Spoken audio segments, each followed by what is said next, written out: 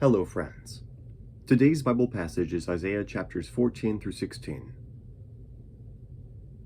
The Lord will have compassion on Jacob. Once again he will choose Israel, and will settle them in their own land. Aliens will join them, and unite with the house of Jacob. Nations will take them, and bring them to their own place. And the house of Israel will possess the nations, as menservants and maidservants in the Lord's land. They will make captives of their captors, and rule over their oppressors. On the day the Lord gives you relief from suffering, and turmoil, and cruel bondage, you will take up this taunt against the king of Babylon. How the oppressor has come to an end, how his fury has ended. The Lord has broken the rod of the wicked, the scepter of the rulers, which in anger struck down peoples with an unceasing blow, and in fury subdued nations with relentless aggression. All the lands are at rest and at peace. They break into singing.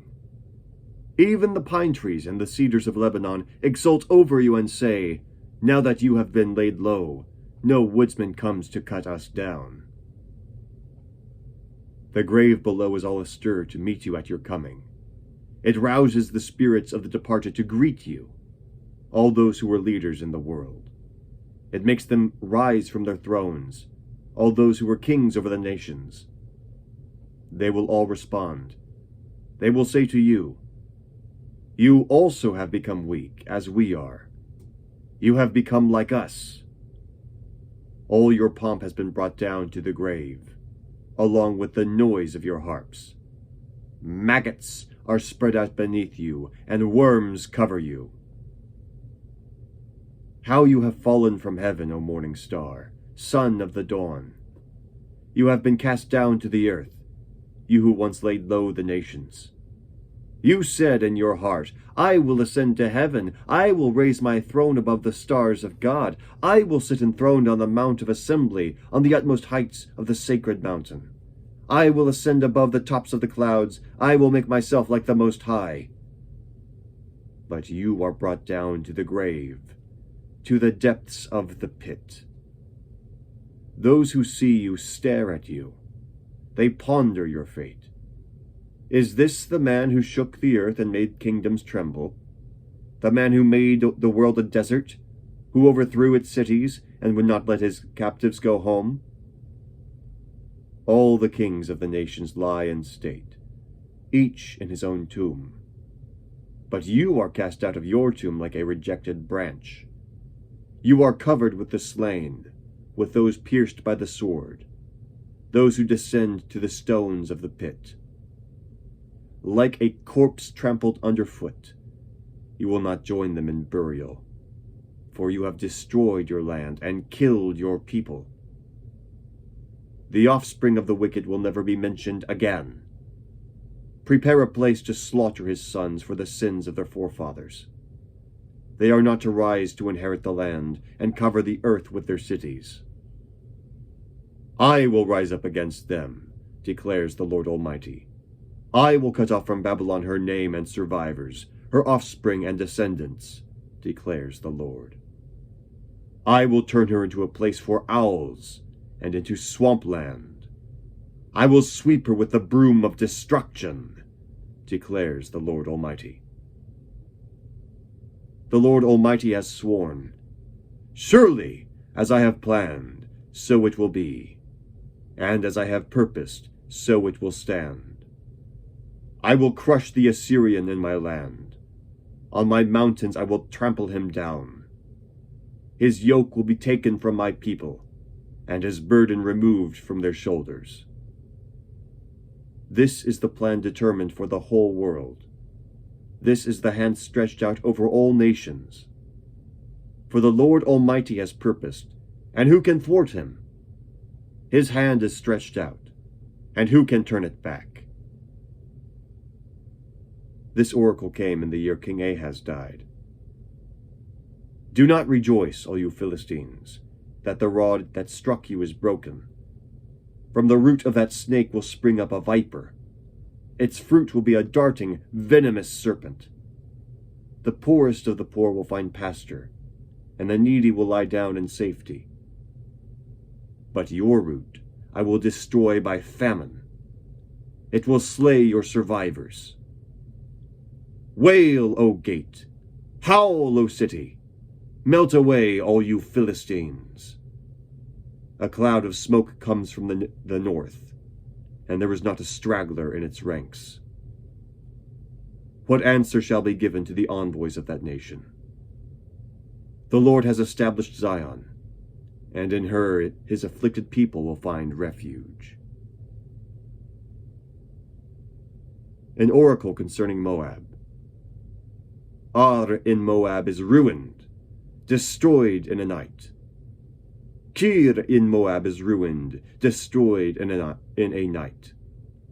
Dibon goes up to its temple, to its high places to weep. Moab wails over Nebo and Medeba. Every head is shaved, and every beard cut off. In the streets they wear sackcloth. On the roofs and in the public squares they all wail, prostrate with weeping. Heshbon and Elealeh cry out. Their voices are heard all the way to Jahaz. Therefore the armed men of Moab cry out, and their hearts are faint. My heart cries out over Moab. Her fugitives flee as far as Zoar, as far as Eglath Shelishiah. They go up the way to Luhith, weeping as they go. On the road to Horonaim they lament their destruction. The waters of Nimrim are dried up, and the grass is withered. The vegetation is gone, and nothing green is left. So the wealth they have acquired and stored up, they carry away over the ravine of the poplars. Their outcry echoes along the border of Moab. Their wailing reaches as far as Eglaim. Their lamentation as far as Beer Elim. Dimon's waters are full of blood, but I will bring still more upon Dimon.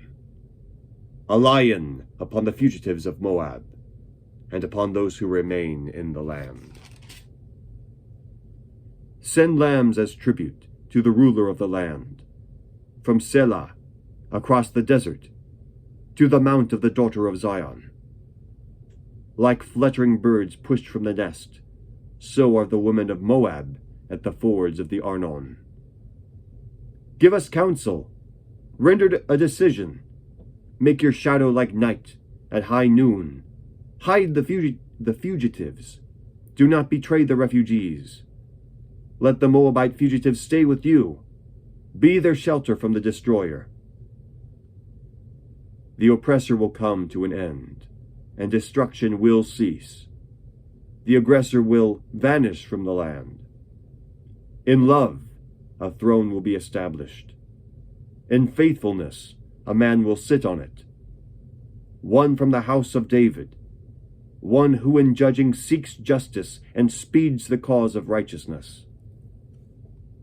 We have heard of Moab's pride, her overweening pride and conceit, her pride and her insolence, but her boasts are empty.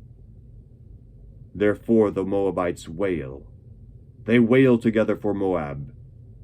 Lament and grieve for the men of Kir Hareseth. The fields of Heshbon wither, the vines of Sibmah also.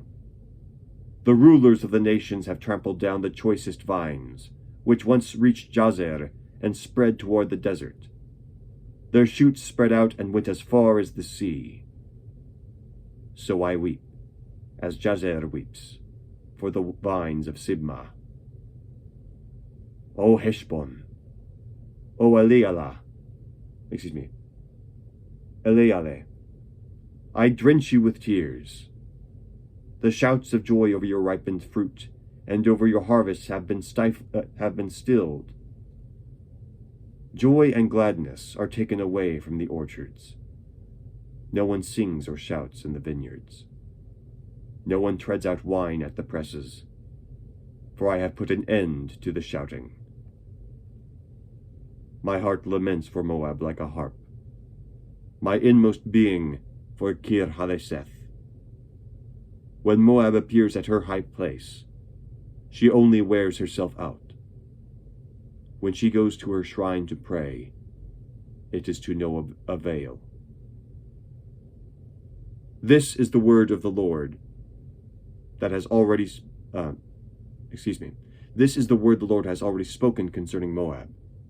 But now the Lord says, within 3 years, as a servant bound by contract would count them, Moab's splendor and all her many people will be despised, and her survivors will be very few and feeble. The word of the Lord through the prophet Isaiah. Thanks be to God. Have a great day.